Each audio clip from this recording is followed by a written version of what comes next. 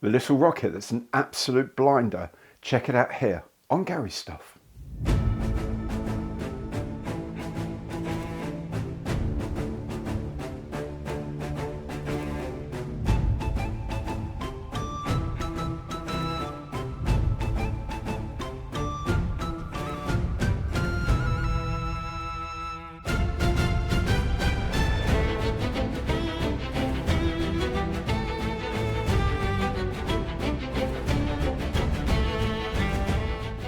Hello there, I'm Gary, welcome to my channel and welcome back if you've been here before. Now today I am building the Messerschmitt Me163 Comet in 1/48th scale from Gaspatch. Now if you've got one of these and you want to know how to build it, you're in the right place.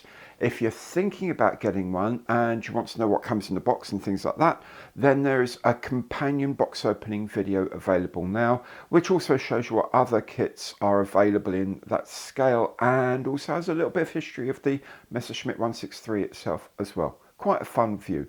So check that out first, then come back to this.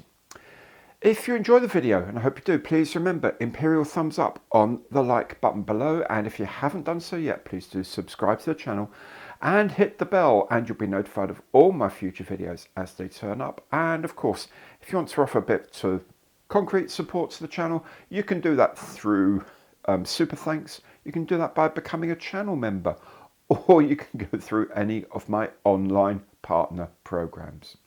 Now this is quite the build, there's a lot to do. Let's crack straight on then and make our Messerschmitt Me163 in 1/48th scale from Gaspatch. First thing we're going to do is put in the seat backs.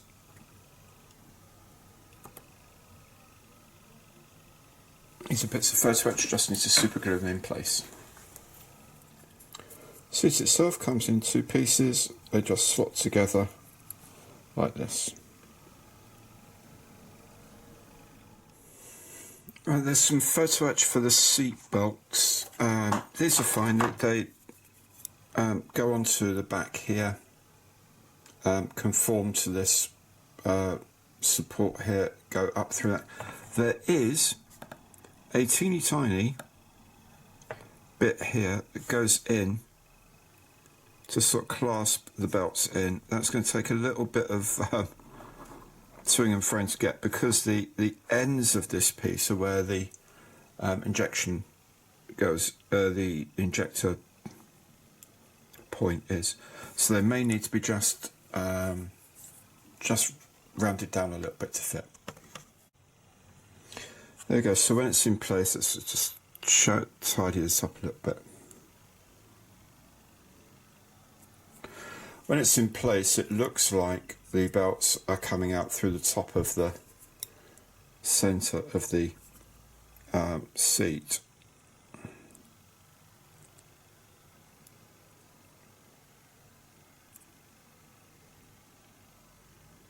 I mean, I know they said these are detailed, but this is 1/48th. And it's amazing. The lap straps, there's a little post here on the side. They fit, oops, that's not a great way to do it. They fit on the side of the post. Okay, you can see the post there, and they fit on there, and they sort of drape artistically across there. Then when this is set nicely, we'll just drape these down, put them into contact with the back so they look like they're hanging naturally, and that will be that. Okay, so once those are set, we can put the seat in. Now the seat, there's a tiny little notch in this seat support, and that peg that the seat belt goes on, that slots in nicely into there, and then at the top it just glues onto the back of the back of the chair, glues onto the bulkhead like that. And I have to be honest and say, if I can focus on it, that I'm really very happy with that. Yeah, very happy indeed. And the final thing is this. It goes that way around. The final thing is this headrest that just sits on the back like so. Right, just wanted to catch up on where we are with this. So this is the rear bulkhead of the cockpit. There's the headrest, the straps are photo etched in, the supports are photo etched. There's a little masks here for the windows. They're going to stay there for a while. And then the front end of the cockpit.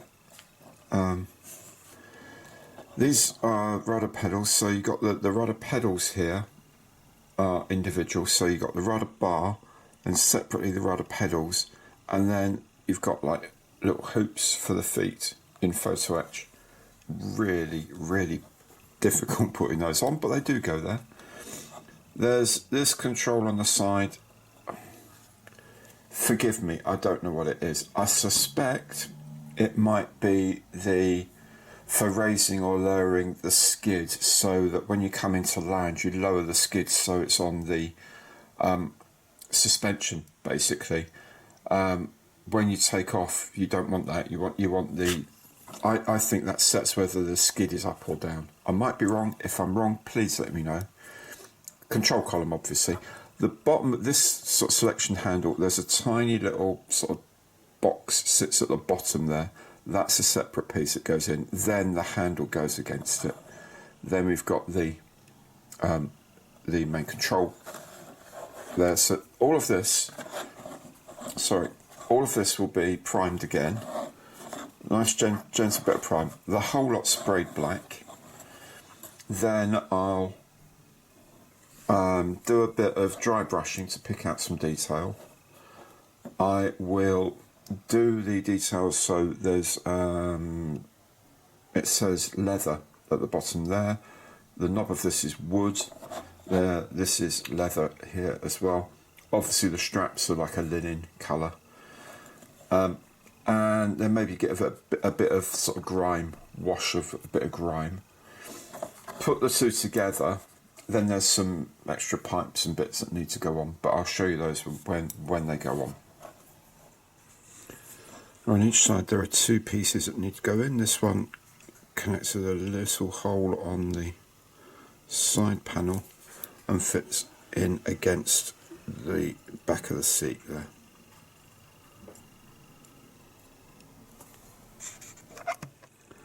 Then there is this pipe, it connects into two holes on the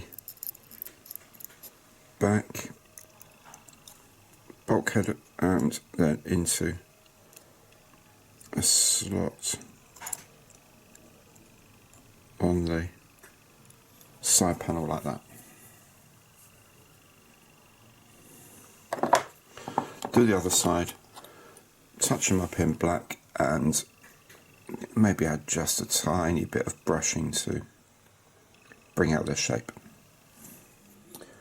So that's all the parts in, everything tidied up, all the pipe work in. I've taken off the paint masks that were here, just done a little bit of light brushing. I've had another go at the straps. Do you know, I could be at those for the next month and not be entirely happy. For the moment, I think they're okay. So yeah, that's the cockpit tub done.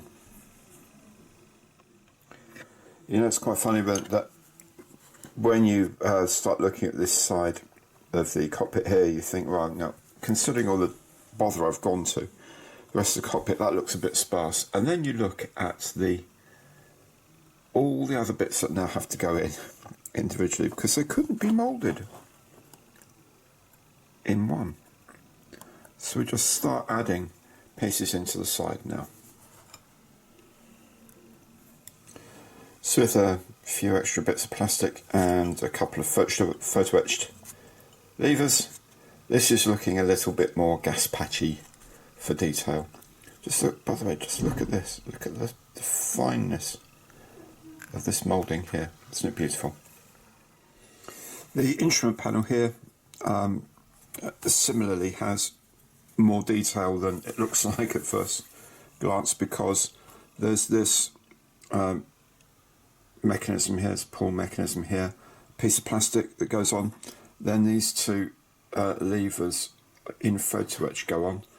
Paint the whole thing black, do a bit of picking out of maybe a little very light dry brush, pick out some colours, and then putting the instrument decals that are supplied. The starboard side of the cockpit, again, lots of detail that goes in. This sort of table here with some, I guess, switches, fuses, don't know what. This switch here, this regulator, I think this is the oxygen regulator for the pilot's oxygen regulator, and a hose that go in. This thing starts to make you a little obsessive. I really was worried about which way round this tiny little switch box. It's got two switches, one's bigger than the other. I really absolutely double checked so many times that the one at the front was the bigger switch. That's what this kit does to you. Next we start building up the rear. It's covers for a fuel tank, but it's also where the ammunition store is for the cannon shells. These will go in. These pieces go at the sides, I think, like so. But we'll clip those in a moment. Then there's this fuel filler cap, or fuel filler pipe, I should say, that goes in. All these then just get glued in place. Before we close up the two halves of the fuselage, we need to put in these rudder tabs here, one here and one at the top.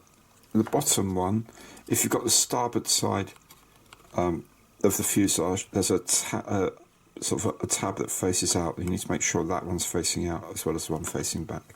Top one can just go in.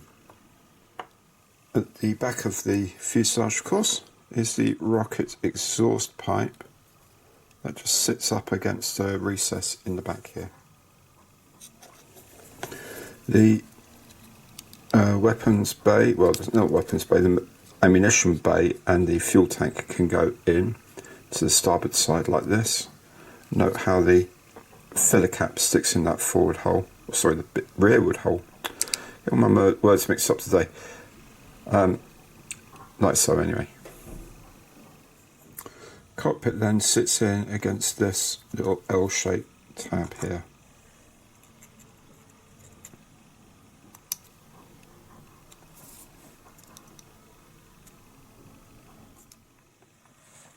And the instrument panel slots in to the front end, like so. Then the two halves of the fuselage can go together.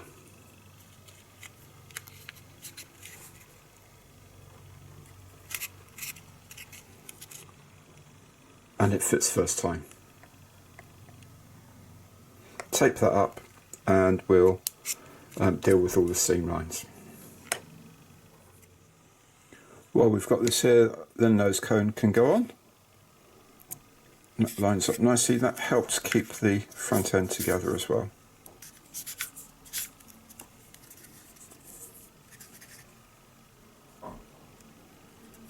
And there's a base plate here. So again, it's not like split all the way along the bottom of the fuselage. It's split on the interior line, and then there's a plate that covers it. And it's lovely design, lovely design. There's just one more panel I need to put on, which goes here. This gun panel I'm going to have open as well, and of course there are windows here to have a look inside. Right, so that's the fuselage of our little Comet.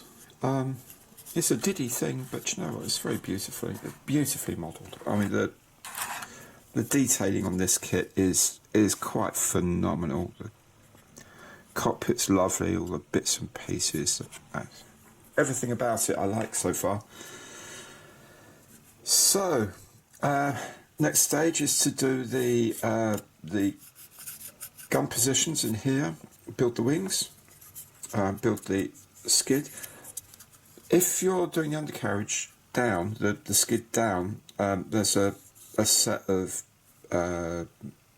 struts and whatever triangular section things that support it, the suspension essentially for when it landed.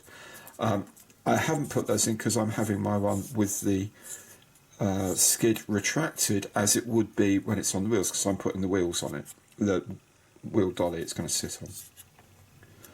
So other than that, what a beautiful kit so far. Really enjoying it. Now the cannon, 30mm cannon, so it comes in two pieces, top and bottom halves of the main structure. The top half contains the barrel. There's a back plate here for the breech, and there's a piece here, one of the mounting parts. It goes in under here. Of course it sticks out the right hand side because this is the port gun, so it sits up against the port inside part of the fuselage. Then the forward support here, you just put on loosely for the moment, because here's the exciting bit, we're now going to get our resin part. So we've put the resin rig on the guns, on the gun breech. It holds the gun in position against the side of the fuselage, and then we can move the forward mounting. There we go. So it sits in the locator holes like so, and the rear mounting likewise sits where it should, like this, and then we can just set the gun in place using extra thin cement, but do not glue the resin part in. And then there's also this forward plate. I find it easier to put in second rather than first, to be honest. It sits there.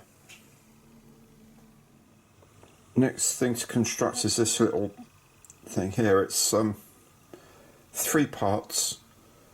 There's the 2 sides which sort of meet together, and then there's a top bit which sort of sits on top of them. I found this a really fiddly thing to make, frankly, but anyway, there we go. It sits in the slide like so.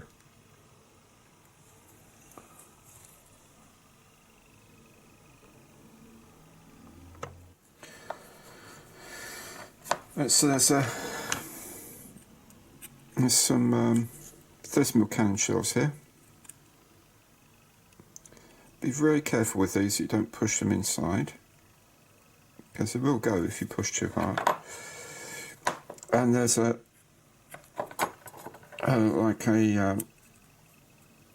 chute, or I don't know. I'm guessing this is where the empties go. The ejector mechanism for the spent cases goes on the side. Once that's all lined up to your satisfaction, you can dab some glue in and hold it all in place.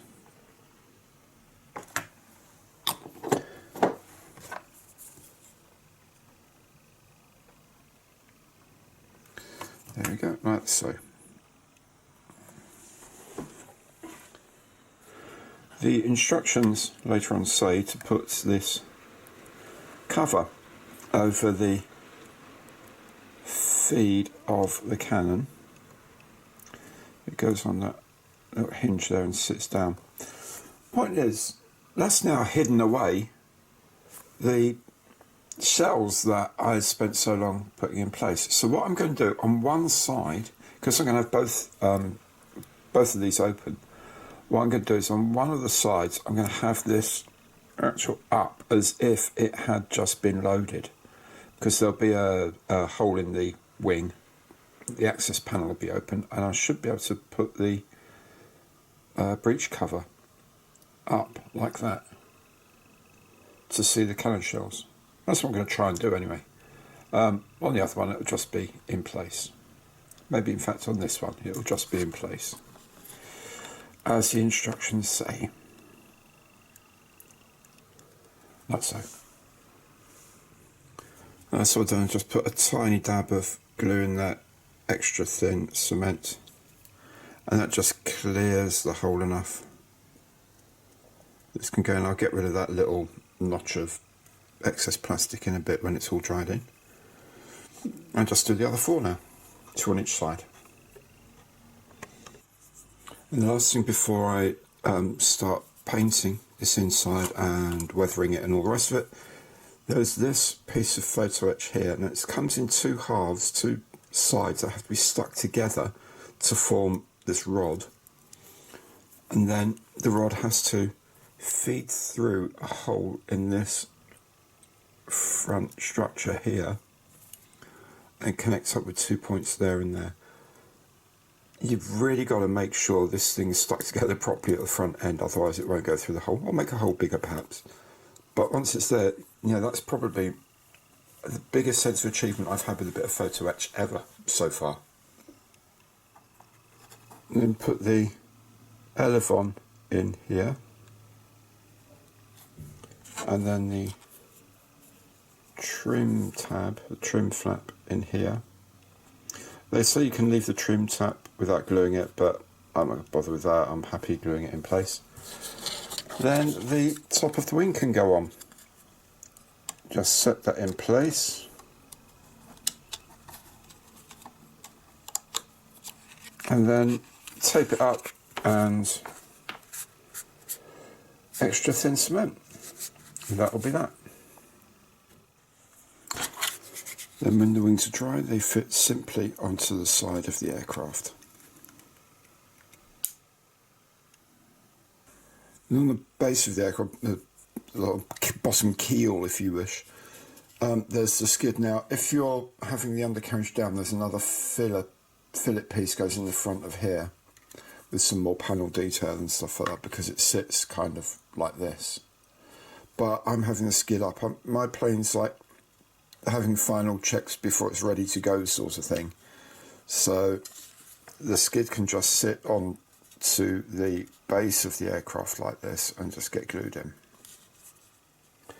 The upper part of the leading edge slot just sits on the little supports along the wing. As you know, I don't mind admitting when I mess things up, because if I mess them up, then you won't, if you've watched this video. Now, these little gun ports here, right, these go in before the 2 halves of the wing are put together, right? If, like me, you forgot to put them in, getting them in afterwards is really difficult, because when you sand down the supports at the back, there's like a little bit of support that locates where it should go. You sand that down so you can get it through the hole. If you push just a tiny bit too much, that is going inside the wing, and that takes a long time to get out again. So be very, very careful. Make sure you put that in before the 2 wing halves go together. The 2 halves of the tail wheel assembly can go together. Now you have actually got 4 different options for this, with and without the covering fairing, and retracted or deployed. So this is going to be wheels extended, tail wheel extended, and with the fairing. And when it's set, the undercarriage, the rear wheel, can go into the fuselage. There's a slot in the back of the fuselage. It's actually quite tricky to find, but when you do, it sits in, and there's the undercarriage deployed like that. Right, quick recap on the painting. So first of all, prime everything. Then I did white under here and then laid the yellow on top. I used an RLM yellow because I think it works well as RAF trainer yellow. It's got that golden look to it. It's not quite as golden as it should be. Maybe it needs to add a tiny bit of red to it in future, but it's good enough. Then masked off the yellow areas, did the pale blue, light blue of the fuselage, and then I did the modelling using an RLM dark green. It doesn't actually say on the instructions what to use. It talks about using the REF dark green here, which I think the REF painted on later, so I could put the roundels on it.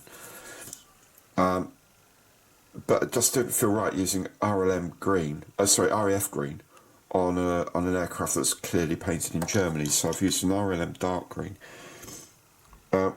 Varnished that, masked off this area to do the REF dark green on here. Everything masked again. Then I did the wings first of all with this green, and then once that was done, then the brown violet on top. So that's where we are. I'm going to start putting on the decals now, give everything another coat of varnish when it's done, and then do some weathering and some panel lining. With the final varnish done, we can start adding the last interior pieces to the cockpit and open up all of the gun bays and the ammunition bays and so on. This is just a bulletproof shield at the front. The gun sight goes on this side and the compass goes on this side. The wheels just press into the tyres like so. The main wheel dolly goes under the belly of the aircraft, just here, and you'll see I've already put quite a lot of sort of dirt and grime under the body. Don't imagine many people washed it off after flights. And the wheels just stick onto the axles of the dolly. Now I've sanded down the bits that are flat spots. I've sanded the paint off just so I know where they are, because they are really, really little. The amount of depression is really small. So I'm just roughly trying to get it. Oh, excuse me.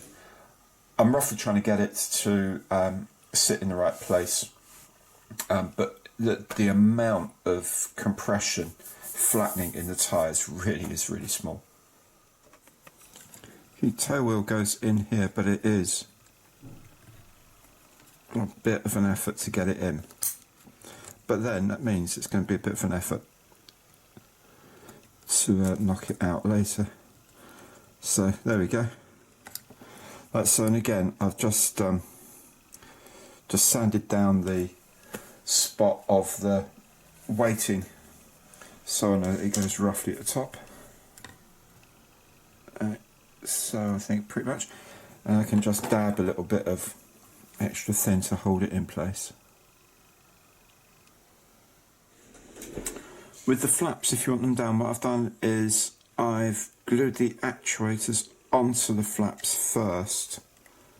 It's a lot easier bending these round to fit the holes than it is trying to put them in first and then fit the flaps on. So they just nip into the holes there and the flaps sit in place like so. So the flaps are in. That's cool. I've added the IFF dipole aerial here. There's the pitot here in the port wing. There's also these red telltales. When the flaps are down, they pop up to let you know that the flaps are down. Put the radio mast in. The cover for the ammunition trays I've put at the back here. I've opened up the access ports for the guns, and on the port gun I've opened the breech up a bit as well, breech cover up I should say. I've put the ram air turbine on the front, and in the cockpit, the front of the cockpit, let's see if I can get a better look here. Okay, so I've got the compass body here, the the gun sight gone in there. You can just about see the compass there through the armoured glass, which is nice.